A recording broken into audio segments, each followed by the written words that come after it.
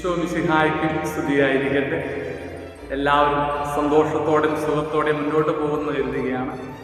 വീണ്ടും ഒരു ക്രിസ്മസ് കാലഘട്ടത്തിലൂടെ ഒരുക്ക കാലഘട്ടത്തിൽ മുന്നേറുകയാണ്. പ്രാർത്ഥനകൾ ചൊല്ലിയും ദിവസവും ദിവ്യബലിയിൽ സംബന്ധിച്ചും അതുപോലെ തന്നെ കൊച്ചു കൊച്ചു പരിത്യാഗങ്ങൾ ചെയ്തുകൊണ്ട് നമ്മളെല്ലാവരും ക്രിസ്തുവിൻ്റെ ജനനത്തിനായിട്ട് ഒരുങ്ങുകയാണ്.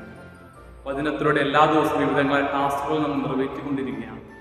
ഇന്ന് വചനത്തിലൂടെ നമുക്കുള്ള ടാസ്ക് സങ്കീർത്തന പുസ്തകം 19-ാം അധ്യായം 1-ാം വാക്യമാണ്.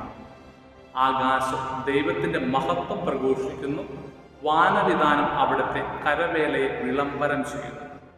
ദൈവത്തെ സൃഷ്ടിജാലങ്ങളെ സ്നേഹിക്കുവാനുള്ള ആഹ്വാനമാണ് ഈ വചനം നമുക്ക് നൽകുന്നത്. നമ്മുടെ ചുറ്റിൽ എത്രയോ ദൈവത്തെ സൃഷ്ടിജാലങ്ങളുണ്ട്. നമ്മുടെ വീടിന് മുൻവശത്തുള്ള ഗാർഡൻ ദൈവത്തെ സൃഷ്ടിജാലങ്ങളുടെ കൂട്ടമാണ്.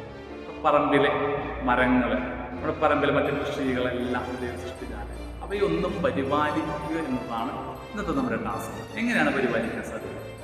അവയ്ക്ക് നമുക്ക് കുറച്ച് വെള്ളം ഒഴിച്ചുകൊണ്ട്, അല്ലെങ്കിൽ അവരുടെ ചുറ്റിലുമുള്ള പുല്ലുകൾ പറിച്ചുകൾ നമ്മൾ വളരാൻ നല്ലൊരു സാഹചര്യം ഒരുക്കിയിട്ടുണ്ട്. പുതിയൊരു ചെടി നട്ടുകൊണ്ട് അങ്ങനെ വിവിധങ്ങളായ സൃഷ്ടിയുടെ ആ സൃഷ്ടജാലങ്ങൾ പരിപാലിക്കാൻ നമുക്ക് സാധിച്ചാൽ അതായിരിക്കും ക്രിസ്മസിനൊക്കെ നല്ലൊരു വഴി.